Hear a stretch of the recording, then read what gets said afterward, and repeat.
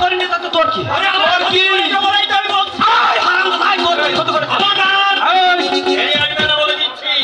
যদি ভালো চাও তো পেশাবদা ঠাকুরের পাঠানো টাকা পেশাবদা ঠাকুর বসন্তদাস মারফত যে টাকা পাঠিয়েছে আমার নাম করে ওই টাকা তোমরা ধাপ্পা দিয়ে নিয়ে নাও। আমরা ধাপ্পা দিয়ে নিয়েছিস? আমি শালা বলি, আমি শালা টাকা দিতে হবে টাকা। বাবা বৃন্দাবন চন্দ্র হে, কান পেতে শোনো বাবা, আমাদের মতো নিরীহ গোস্বামীর নামে মিথ্যা অপবাদ দিচ্ছে। বিচার করো বাবা, বিচার করো, ধ্বংস হবি, ধ্বংস হবি। বাবা বৃন্দাবন চন্দ্র যদি মিথ্যা হতো তাহলে কি এই নরহরি ঠাকুরের ঘর পড়ে না তোমার ওই 2 বছরের নাতি বারান্দা থেকে পড়ে ছটফট? আমার ঘর তো তুই মরিয়েছি। আমার নাতিকে তো তুই মেরেছিস। আমি তোমার মতো অমন ছিচকে চোর না, আমি ডাকাত। আমি সামনাসামনি মারি, পিছন দিয়ে মারি না। আর তোমরা যে কর্ম করেছো ব্রাহ্মণ কুকুরের কথা, চন্ডালও হেন কর্ম করে না। ধ্বংস হবি বেটা, ধ্বংস হবি, রাত্রের মধ্যে ধ্বংস হবি। করো কি গোসাইজি, করো কি? বাবা মা ও গাছি ওই ওইটা গাছি পয়সা খরচ করে গোলায় ছিঁড়ে দিয়েছে। মিশে মিশে কেন ছিঁড়ে ফেলেছে তাদের অকল্যাণ করছে। ওইসব অভিশাপ টভিশাপে এই ভজহরি কিচ্ছু হবে না। টাকা দিতে হবে টাকা। ওই পেশাদের বাড়ি ছেড়ে দেয় না, ওর ভিটিয়ে বাড়ি বেশি সব পেশাদের দিয়েছে। কোন কারণে দিয়েছে আমার বুঝি রে। পাষাণের মুখ দেখা মহাপাপ।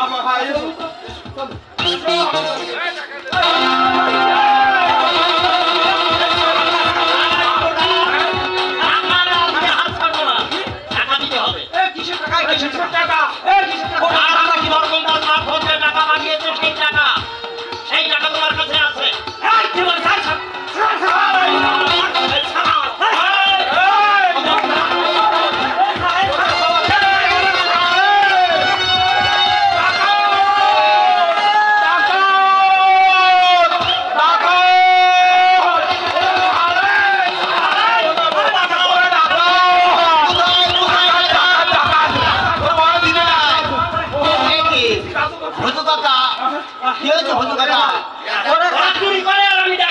শোনো শোনো বাবা কালী কিঙ্কর, শোনো মুখ্যর কথাবার্তার শোনো।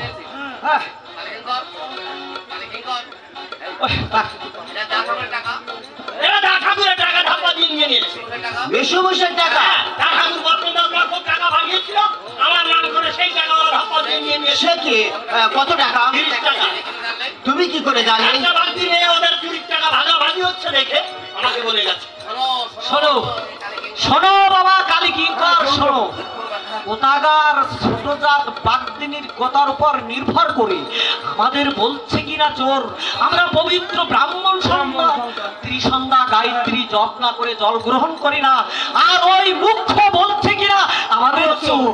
হ্যাঁ কাকা, সামান্য একটা ছোট লোকের মেয়ের কথার উপর বিশ্বাস করে ওর কাছ থেকে টাকা কেড়ে নেওয়া তোমার উচিত হচ্ছে। আগে সংবাদ নাও, মেসোমশাই টাকা পাঠিয়েছে। সে কি বিয়া কেনে লোক নাকি? এখানে তার বুড়ো মা বউ ছেলে মেয়ে আছে, এখানে এটা আমি দা ঠাকুরের নামে দিব্যি করে বলতে পারি বসন্তদাস মারফত দা ঠাকুর টাকা পাঠিয়েছে। বেশ তো, আমি তো পরীক্ষা দিতে কলকাতা যাচ্ছি, তো মেসোমশাইয়ের খোঁজ করে কথা সত্যতা প্রমাণ করে আসবো। বাবা কালী কিঙ্কর, বাবা তাহলে কলকাতায় গিয়া পরীক্ষা দিয়া এই গায়ে আসিয়া কবিরজি করবেন নাকি? আর করিব বলুন, তা ঠিক বাপ পিতামহের ব্যবসাটা তো আর ছাড়িতে পারি না। ঠিক ওই যে রামপ্রসাদ সেবার পরের গোলামি করতে ওই বিদেশ গেল। মেসোমশাইয়ের কার্যকলাপের সমালোচনা করবেন না। না বাবা না না, ওই এমনি বলছিলাম আর কি। আর চলো আমার বাড়ি থেকে একটু জল মিষ্টি খেয়ে যাবে। জল মিষ্টি চলো যাই ভ্রমণ, চলো যাই ভ্রমণে কৃষ্ণ অনুরাগের বাগানে। ও সে মৃদু মন্দ বহে বাতার আনন্দ সমীরণে। কৃষ্ণ অনুরাগের বাজারে অমন চল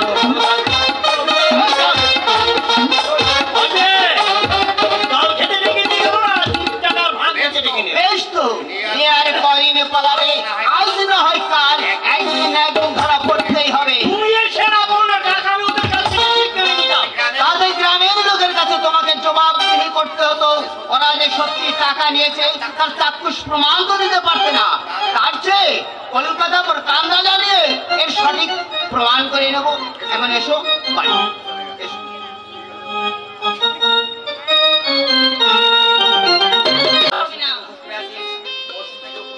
বর্ষ থেকে উপোস করে আছি, দেখুন দুর্বল।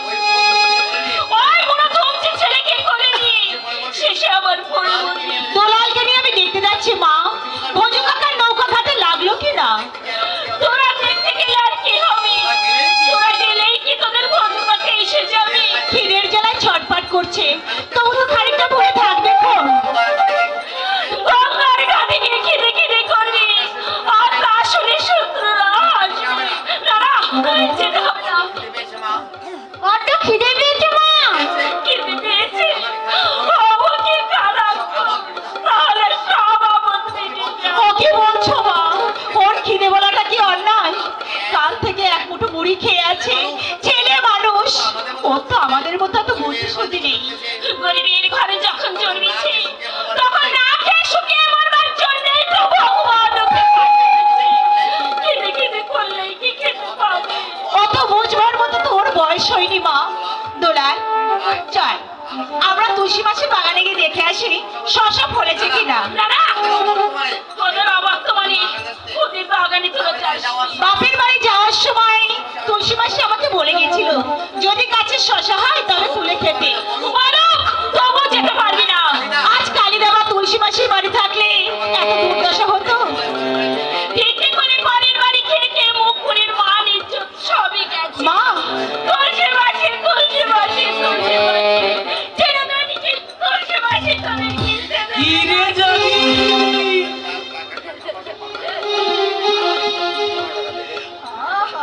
তুই তো ভালো ডান্সার হয়েছিস। বলছিলাম কি অযোগী যোগী রে, তোর বাপ টাকা পয়সা কিছু পাঠায়? আমাদের সংসারের সংবাদ নেওয়ার অধিকার ওকে কে দিয়েছে? এ কথাটা জিজ্ঞাসা করতে যোগী। হ্যাঁ বুঝেছিস রে যোগী, তোদের সাংসারিক সংবাদ দেওয়ার জন্য এই নরহরি ঘোষালের আদৌ মাথা ব্যথা, কিন্তু পাওনা টাকা থাকলে মাঝে মাঝে তাগিদ দিতে আসতো। পাওনার টাকা যখন সময় হবে আমরা যেচে গিয়ে নিয়ে আসবো, কথাটা বলে দে যোগী। যে পাওনা টাকা কোন বেটা বেটি দেয় তাই এই নরহরি ঘোষালের ভালো জানা আছে। যোগী বলে দে, ভদ্রলোকের মেয়ের সঙ্গে ভদ্র ভাষায় কথা বলতে হয়।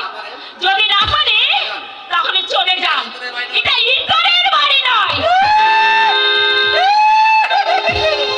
এটা ইন্দরের বাড়ি নয়, তবে একটা মাতাল গেজেল দপ্তরের বাড়ি।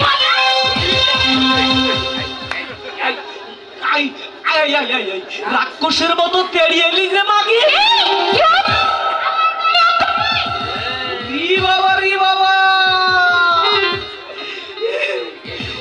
এটুকু পুচকি ছড়া তার আবার তেজ দেখো, এখনো গোলা টিপলে তার আবার তেজ দেখো, মারবো একশো।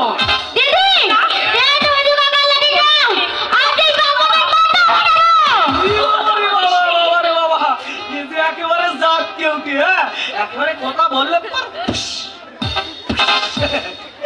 এই তুই এই ব্রাহ্মণের মাথা ফাটাবি, তাহলে তো তোর ওই মাথাটা না একটু টিপি টিপি দেখতে হয়।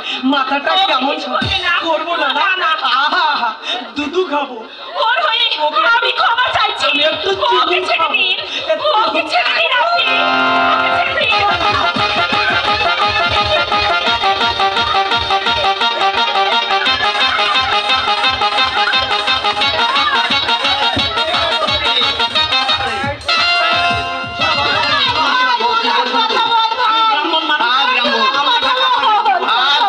টাকা নিতে এসে ভদ্রলোকের ছেলে মেয়ের উপরে চড়া হওয়া আমাকে শেখাচ্ছে। ভাই কথা বলো।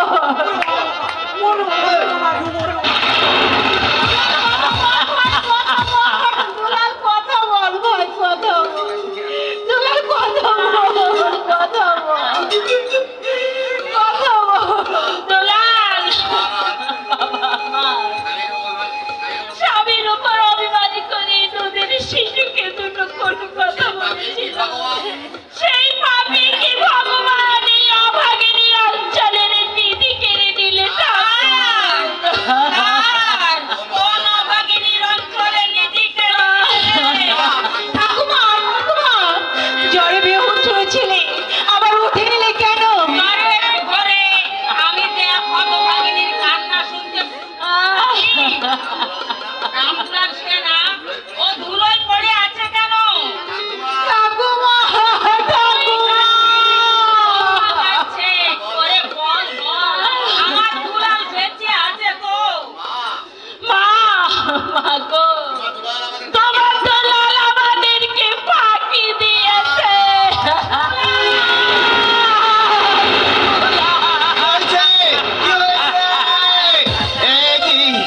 কালিদা, কালিদা, দুলাল আমাদেরকে ফাঁকি দিয়েছে। কালিদা, কই দেখি দেখি।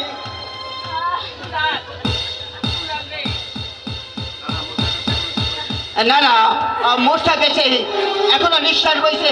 লোকে ছিদ্র করে একটু জল নিয়ে লোকে যা যা ছিদ্র যা।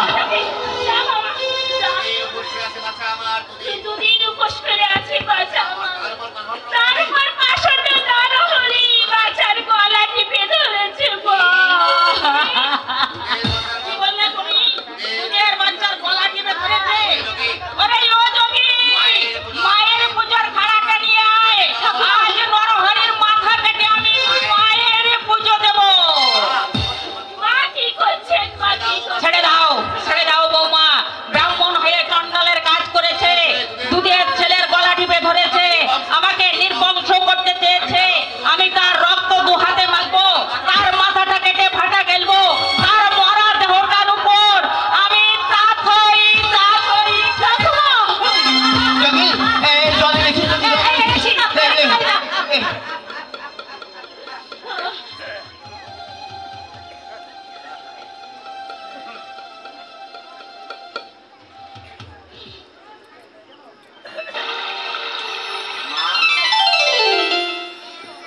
মা, মা, পানি খাবার। ওরে তোরা ভালো করে পরীক্ষা করে দেখ, ও সত্যি আমার দুলাল, আমার প্রেতাত্মা। মা, দুঃখ কষ্টে তুমি কি পাগল হয়ে গেছো? উফ, জলে গা পড়ে যাচ্ছে। তুমি তুমি ভয় পেও না ভাইসমা, তুমি ভয় পেও না। জলের ঘরে দিদি মা ভুল বকছে। তুই কে? কে তুই? সরে যা, সরে যা বলছি। আমি আজ রক্ত পেয়েছি, রাক্ষসী। দেখছিস না রক্ত পিপাসায় আমার গলাটা কেমন শুকিয়ে গেছে, চোখ দুটো কেমন ঠিকরে বেরোচ্ছে। চলো ঠাকুরমা, বিছানায় শুবে চলো। না, আমি বিছানায় শোবো না, আমি বিছানায় শোবো না, আমি বিছানায় শোবো না। অবাক তো হবেন না মা। চলো, ঘরের মধ্যে চলো। কে? ও বৌমা, কেন যাব? কেন আমি ঘরের মধ্যে যাব? আপনি যে বড় অসুস্থ মা। চলুন মা, আমি আপনার পায়ের মাথায় হাত বুলিয়ে দিচ্ছি। তোর জন্যে, শুধু তোর জন্যে আমি কিছুই করতে পারি না। বুঝেছিস বেটি, বড় কড়া শাসন করিস তুই। তোর এই সেবার শাসন আমাকে যে মানতেই হবে মা, আমাকে যে মানতেই হবে, আমাকে যে মানতেই হবে। দেখো দেখি, মাত্র 7 দিন বাইরে গেছি আর বিভ্রাট বেঁধে আছে। এই ভজু কাকা কোথায় রে? ভজু কাকা কলকাতায় বাবার কাছে টাকা আনতে গেছে। কবে যাচ্ছে? কাল। দেখো দেখি, পরিবার রামগতির মতো তুই আর দুলাল যদি মায়ের সঙ্গে আমার মামার বাড়ি যেতিস, তাহলে কি এত দুর্দশা হয়? ঠাকুরমার জল মাকে একলা ফেলে রেখে যায় কেমন করে? কালিদা, কালিদা, বড্ড ফিরে পেয়েছে। আমাদের বাড়িতে চল, আয়। মা মনে রেখে গেছে, দেবো চল। ওরে দেবী, তুই আয়। তুমি দুলালকে নিয়ে যাও কালিদা, আমার খিদে পায়নি।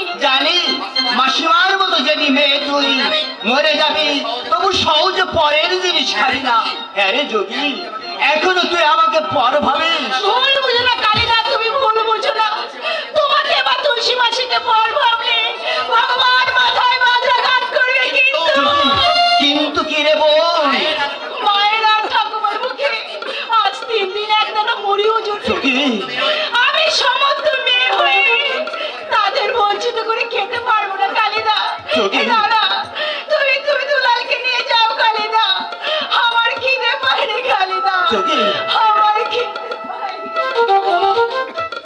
ভগবান, ধর্মহীন সংসার তুতে হাতে রেখেছো, আর এই পূর্ণময় ধার্মিক সংসারে কটা প্রাণীকে নিরান্ন রেখে কি লীলা করছো তুমি দয়াময়? আমি জানি না কতদিনে এদের সংসারের অভাব অভিযোগ ঘুচিয়ে দেবে ঠাকুর। চল চল দোলাল চল।